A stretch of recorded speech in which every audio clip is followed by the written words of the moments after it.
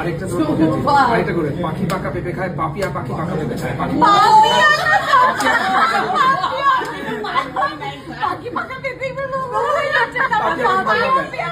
আমার তো ভীষণ স্ট্রং, একদম ইংলিশ আছে she sells seashells on the seashore। এবার সেটাতে না তুমি আবার যদি রিদম নাও তাহলে হয়ে যায় she sells seashells on the seashore, she sells seashells on the seashore। একটা গ্যাপ মানে না শ্বাসটা আমরা ওই আসলে ছোটবেলা প্র্যাকটিস করতাম সুকান্ত ভূতরাম ভূতনাম ভূতরাম, হ্যাঁ দক্ষ যজ্ঞ নাসিছে যক্ষ লক্ষ লক্ষ লক্ষ অট্ট অট্ট হাসিছে। ও মাই দেখো ভূতরাত ভূতসাদ দক্ষ যজ্ঞ নাসিছে যক্ষ যক্ষ দক্ষ লক্ষ অট্ট অট্ট হাসিছে। এইটাই কি একটা বললো কি একটা ডিফিকাল্ট ফার্স্ট টাইম শুনলাম এটা দক্ষ যজ্ঞ যজ্ঞ যজ্ঞ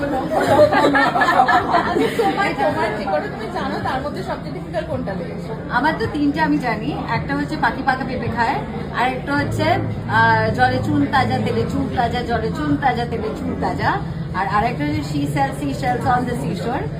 আমার মনে হয় জলে চুন তাজা তেলে চুন তাজা, সেটাই হচ্ছে রোরা হয়ে যায়, একটু একটু বেশি হয় কিন্তু বাকিগুলো তুমি বলতে পারো না হাইয়েস্ট সেটা বলেই দেখা জলে চুন তাজা তেলে চুন তাজা, জলে চুন তাজা তেলে চুন তাজা, জলে চুন তাজা তেলে চুন তাজা, 3বার বলে দিয়েছি, নট এনিমোর।